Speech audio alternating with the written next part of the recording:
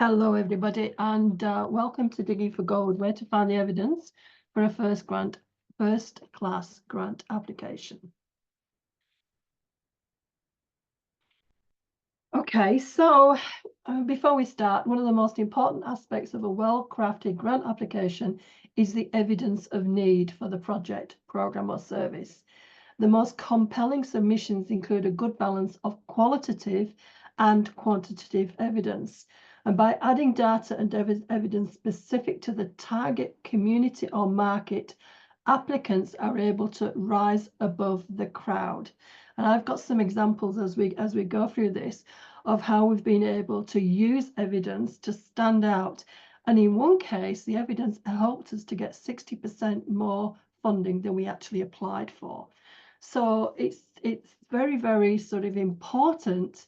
And I call grant writing marketing on steroids, because you've really got to be able to hone in into your target audience, the people that you want to assist, the market that you want to attract, and a very important evidence that you understand that market, or you understand that group, and what their needs are. And you'll find this in every single application. Usually it's assessment criteria 1.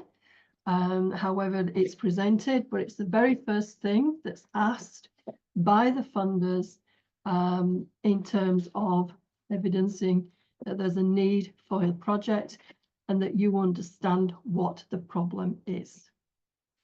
So a quick introduction. My name is Pat Gross.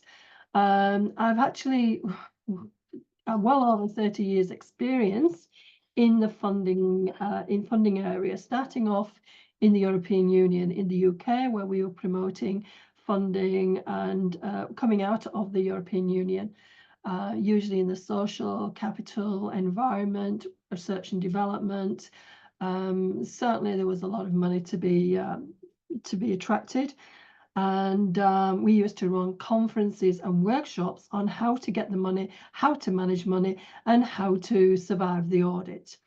And I've worked on both sides of the funding fence. So I've worked on the sort of on the UK. I ended up at one point running or setting up a multi-million-pound training fund, setting up the whole processes. And I sort of left and came over to Australia and found myself working in a government entity in funding. So I've worked on both sides of the fence on 2 continents. Not many people can say that. And I bring in millions of dollars a year for my clients, both large and small. So never feel intimidated. I can be bringing in $10,000 projects of $500,000, 1 million, 2.2 million, whatever. Doesn't matter. It's just a number. The more you apply for, it's more to do with your understanding of project management, evaluation, and the risk to the funder. And we've actually founded a grant writing help desk at getthatgrant.com, and we're about to release our resources in a subscription service. So watch out for this. Okay, so this is something which I find the topic is very, very important to me, because as I say, I have seen so many of my clients who have failed to get to the next level simply because they've not been collecting evidence. Now, the collection of evidence is one of 3 or more different ways to get the evidence to be able to build your case for a grant. So this presentation, I'm calling it Digging for Gold, and I'll explain in a couple of slides why I'm calling it that. But this is about where you find the evidence for a first-class grant application. What do I mean by first class? Well, in one case, I remember clearly, the evidence was so good that they were the first time out in applying for a grant, so they were novices. But this community organisation ended up getting one of those photo opportunities with the minister, with a cheque, you know, the great big cheque with how much they've been given. And it was a good photo opportunity for them. So that was evidence of a first class application. Okay, so which do you prefer? We will deliver employment training programs in Melbourne where there's a significant number of young people who are unemployed. Well, so what? You know, you can use that anywhere. Or we will develop and deliver the XYZ employment training program over 13 weeks to 16 young people aged 15 to 24 in the city of Melton, where 9.6% of young people aged 16 to 25 are disengaged from education and employment, compared to 7% for Greater Melbourne. 50% of homeless people in Melton are aged under 24 years. Immediately, that's telling you, telling the funder that you know what the problem is. It's not difficult to get that kind of information, and I'll show you exactly where to look shortly. Okay, so more and more I'm noticing in the grant space that there is the wording evidence-based. They're looking for evidence-based information, evidence-based programs and projects. An evidence base refers to practices, decisions, or approaches that are grounded in and informed by systematically gathered and analysed empirical evidence. One of the first things that you can do when you're putting together a grant application is to check to see if there has been any research around the topic. And it's amazing, there's information everywhere. There's in reliance on systematic evidence to guide decision-making and practices. So again, referring back, and sometimes in the funding guidelines, there are references to research-based information that you can look at and draw out the evidence to back up what you're thinking. I'm thinking about recently, a few months ago, about I was doing a project with Jewish young mothers, and we actually found some research which actually backed up what the funder was experiencing. So they were experiencing this situation, but actually there was some research evidence that backed up that was the problem that the young mothers were facing. So it can be a policy or it can be practice. Now, I said research, documentation leads into policy, which then leads into the funding mechanism, which is why you may find the guidelines will refer to some kind of a research plan or a process. But also systematic practice. And I've highlighted the word practice because this can be done at the level of the organization. And this is where many of my clients are falling down, not because of us, but because I can see there's a lot of information that they're just not gathering that's going to help them get that next application over the line. They're so caught in running the program and making sure they achieve what they want to achieve without actually proving and getting to the information that's going to help them to say, look, we've achieved all of this, but we have also noticed that there are gaps here, here, and here, or the consequences of this has been this.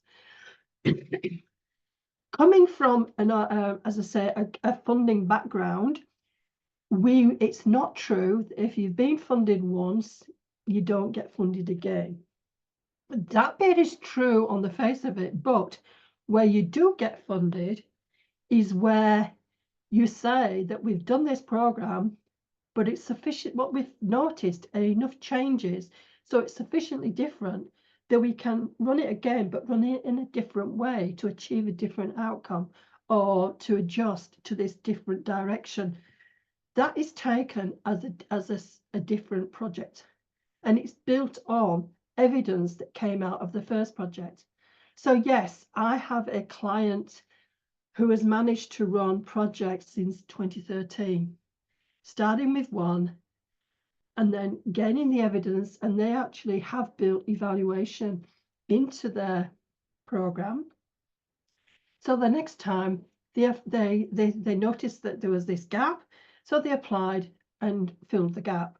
And then that grew and grew and grew. Before we knew it, they'd got over $1 million worth of funding right from that basic idea. And at one point, they even went on to get $1 million project in its own right.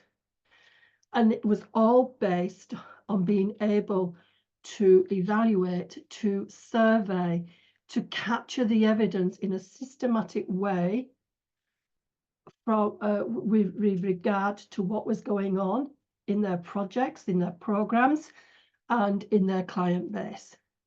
There's a lot of information at the ground level. Now, when you think about it, a government grant is a mentioned policy. It's about this change they want to make happen. They've got the resources, but they don't have the people on the ground. Yet the people on the ground are informing them about this big, it's a cycle, about the need for this change. It's the evidence that they bring up that actually helps to make the connection between the funder and the provider of the service on the ground to help. So it is important to be able to gather the evidence of how successful you're being, of the gaps in what you're trying to provide, and what's not quite happening yet. It's important because it does actually help you to demonstrate that you've got first-hand knowledge on the ground. That's where I was going. You've got that first-hand knowledge on the ground. It's not anecdotal. You've actually, if you're doing surveys, you don't have to be a university researcher.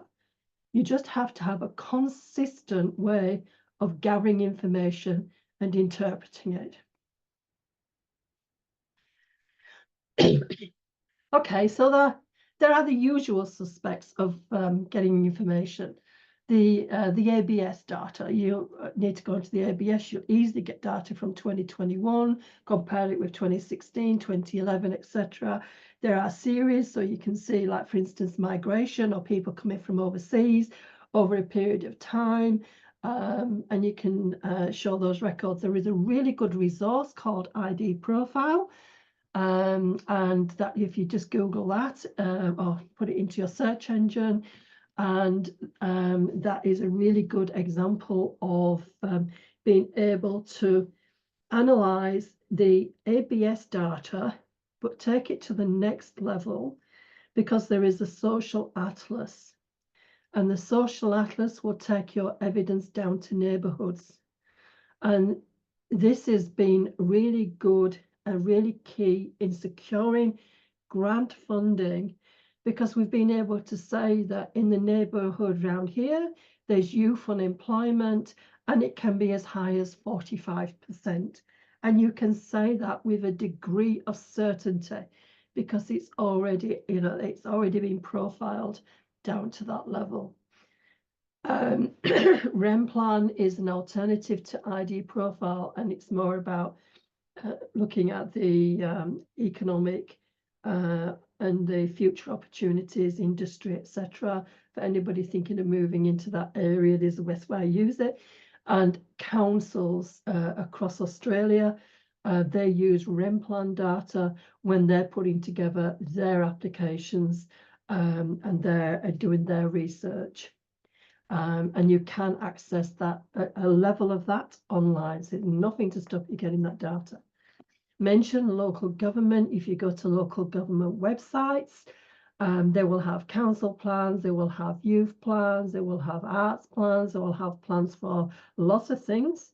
And in those plans, they will already have data. So you can refer to those local government plans and use that data. Just recently, we were involved in putting together an application in the disaster preparation space. And it's amazing how many disaster preparation plans there are at all levels of government and emergency services. And again, being able to pull all that data, it's already available. State and federal government has data, research is data. We call this usual suspects. There's no reason on this planet why you cannot put something together and reference it back to solid solid data. So that's okay. I was saying this is your secondary data, it's all there, but where your strength is, as I keep going back to this, is your primary data. Okay, I'm going to use this example. An example here is I gave you an example about the one that was presented by a check from a minister, and what he did was he was wanting to do some work with multicultural youth, certain youth, and he could have gone to the community elders, but there's politics involved, and we didn't have enough time. And the information, is usually about what they want to tell you. And they would have been competing with this client in the first place. So what this person did was they actually went out and spoke to the young people themselves, designed a series of questions, went out in the geographic area. So we've got geography, we've got consistency in the questions, and he went out and he found 262 of them in a period of time. And he interviewed them in groups, one-on-one, pairs, etc. And he actually captured all the evidence, and he gave it to me in a notebook and said, can you do something with that? So we just literally copied up the raw data, and then we did this summary and interpretation of it, but at the same time, we presented that information to the funding body as part of our evidence base. And can you imagine that? I mean, even this funder didn't have that level of information about the aspirations of the people that they were trying to help. So I give you an example there as saying, look, if you're looking for the people outside or your market, your customer market, your customer base, etc., wherever you can, try and build in some focus groups, some surveys. We do that a lot with our strategic planning. We're just working on it at the moment. We look at the community, we look at the volunteer base, we look at the user base, and we've had mixtures of surveys and focus groups, etc. So we've got a lot of first-hand primary data about the needs of the people and the markets that we're trying to assist. The other advantage of actually going out and asking people, and we did this, we went through a plethora of projects some time ago when we were looking at the community. It was more of a marketing exercise, and we found that actually people who had been disconnected with the client for whatever reason for some time, the fact that we were talking about on behalf of the client and to them, it didn't matter, it was us, we were intermediaries that didn't know we were there for the purpose of the client. It actually created re-engagement with the client, and they were more interested in what the client was doing. So we actually had the second result of actually people actually coming along to the client, and it's sort of curious to know what was happening, and they actually became more engaged again. So it's the same with the market. If you're out there and you're trying to raise awareness, the best awareness tool you can is to go and talk to people, because that one-to-one contact builds that trust. It's amazing. Even if that person you're talking to gives you a lot of everything that's gone wrong with your client, and why it doesn't work, it's amazing. Once they have vented, the next thing is they've sort of like calmed down. and they're more curious to come back again. It happens a lot. So I'm saying is talk to your beneficiaries, talk to your market, give it in a systematic way so that you've got enough evidence to attach to an application to show that you're not just talking about, whatever you think. You've actually got some first-hand responses that back up your claim. I have what I call the identification of need on one hand. So we talked about external data. We talk about government policies and plans, including local councils, research data. All of this information is available. Evaluation and stakeholder feedback, talking to your project partners, etc. That information is all there. But what if we were to say, family violence is a taboo topic within the blah blah community. In the last 12 months, this organisation has been operating a women-only cooking class, joining which 7 women opened up about whatever.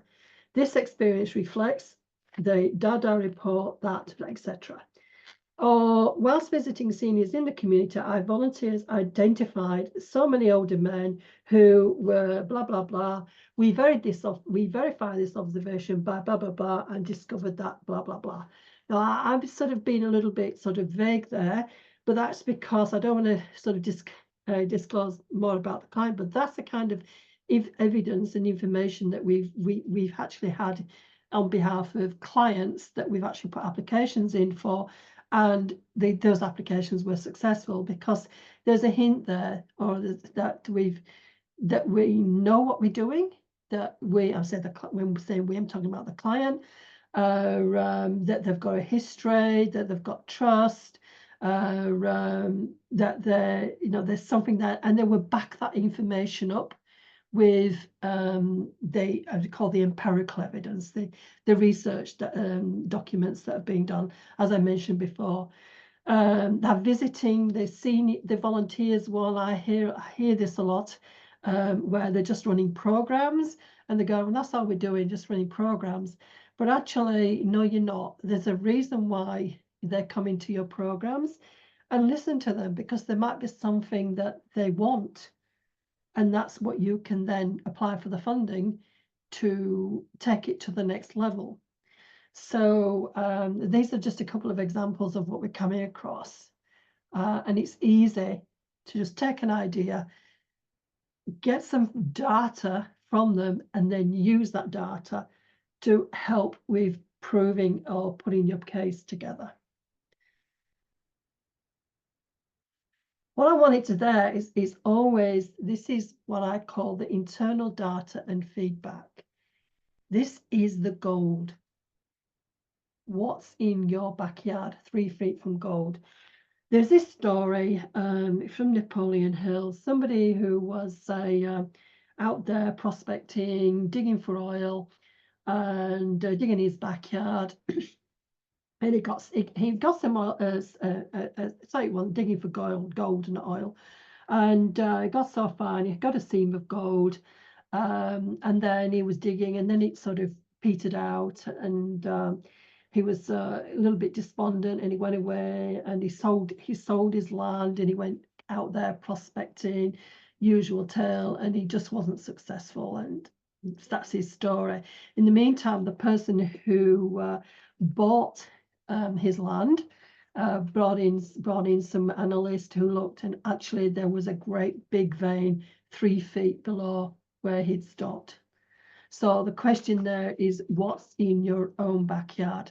You can look outside for all of the external data, etc., but the gold is in what's in your organization, what you can prove in your backyard. So what do I mean by this? Well, there's some examples here. What I call you measuring your internal data. Just alluded to the fact that you have social groups.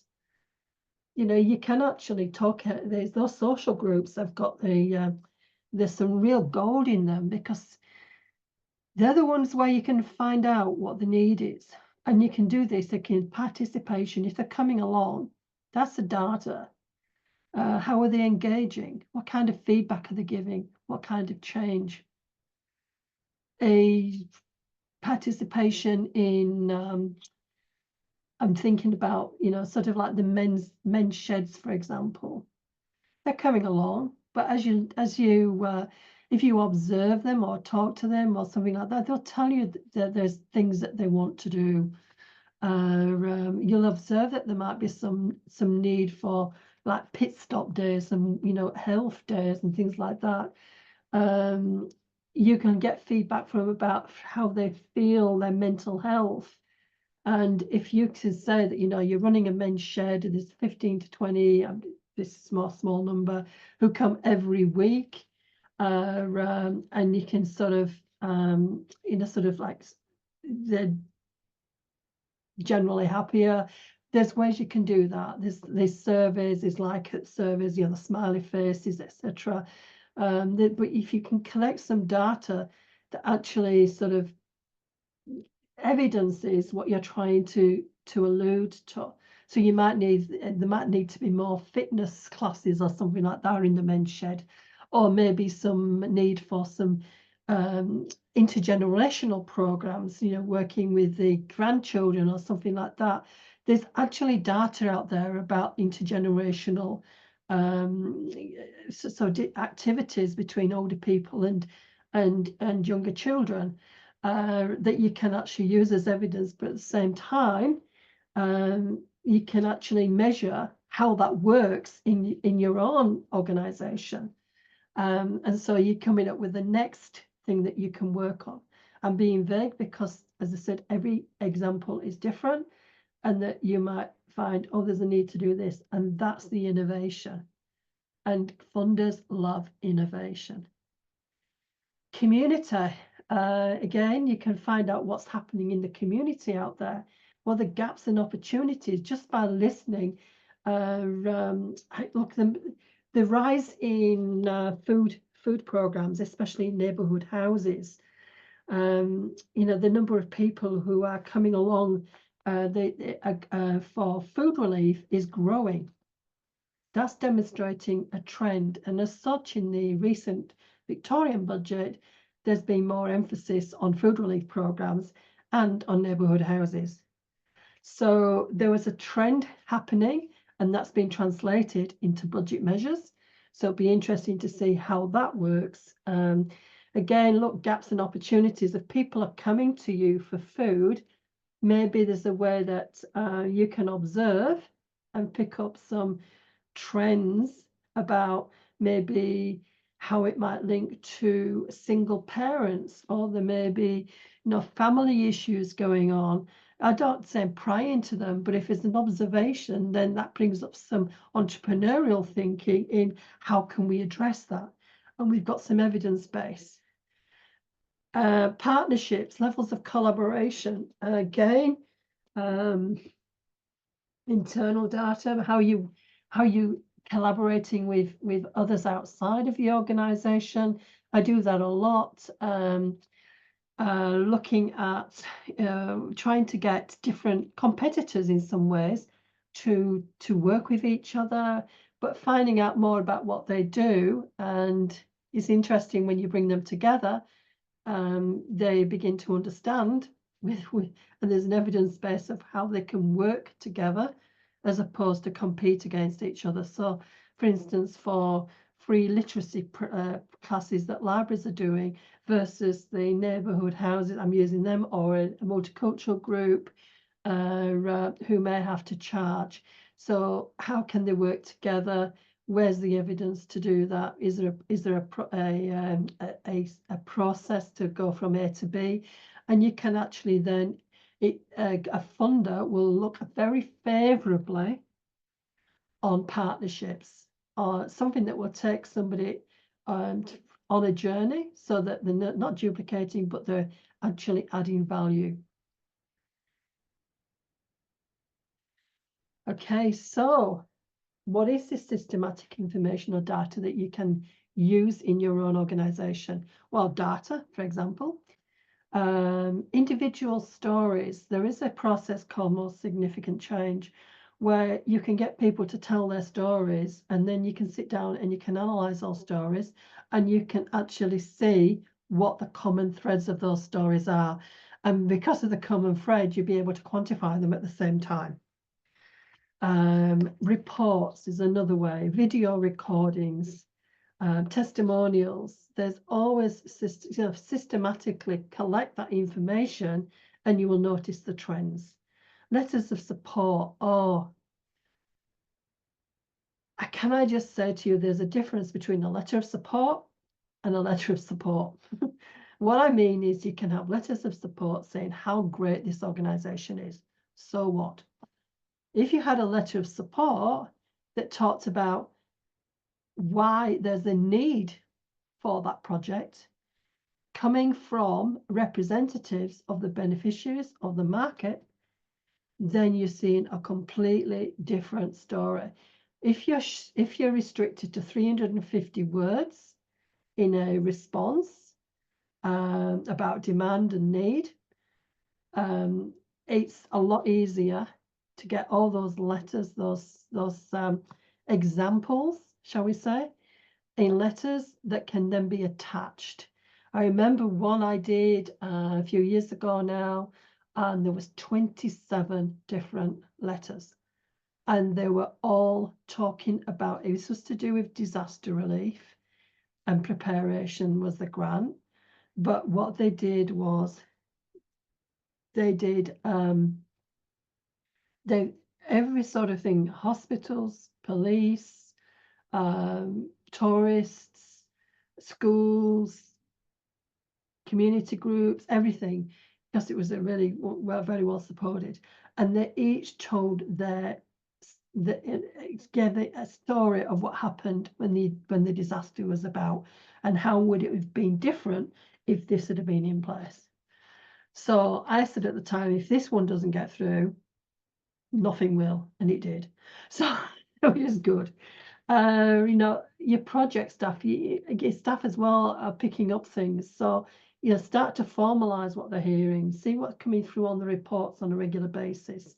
Volunteers, they are the most important source for some of these community organizations who rely on volunteers. I have one particular client who's very strong on volunteers, but have difficulties getting grants over the line because they don't have, they're sitting on that gold. They are literally sitting on that gold, but they don't have the evidence. They've not collected the evidence. They've not, that actually turns the anecdotes into facts. So turn your anecdotes into facts. Maps, oh, another one is again, funders, if you've got, you know, various activities happening in different places, you can say that, you know, we can repeat this, we can do this in 15 locations, but it just reads that 15 locations. What we've just did in a recent exercise was take the map and actually highlight those 15 locations. Now that was impressive. So again, you may have data that you can actually looks better visually than just in writing. So again, that's something else you can look at in the data collection and how it appears to who's reading the application. This is gold, this is dynamite, and yet many organizations are not using it. So are you missing the gold at your feet? All right, this is where we're coming in here. This is why I'm pretty passionate, because what we want to be able to do now is to work with organizations to be able to review what they've already got and to find that gold, to dig for the gold. If it just means helping you to put some formal processes in place to capture the evidence ongoing, or to go in there and review what you're already doing. Sort of, you know, surveys, focus groups, talking to systematically to find out what information you've already got that can be used for that next grant application. So we assist with the design and development of data collection tools. And if this is something of interest to you, all we say to you is book an appointment, speak to me, Let's get this started, because it's amazing how much evidence you're sitting on that could create, you know, as I said, that organization over time created $1 million worth of project activity simply because every time they ran the project, they were gathering data, which they then used for the next project. Okay, so next time, if I was talking about that, next time we're going to talk about planning your project for success. Thank you for attending.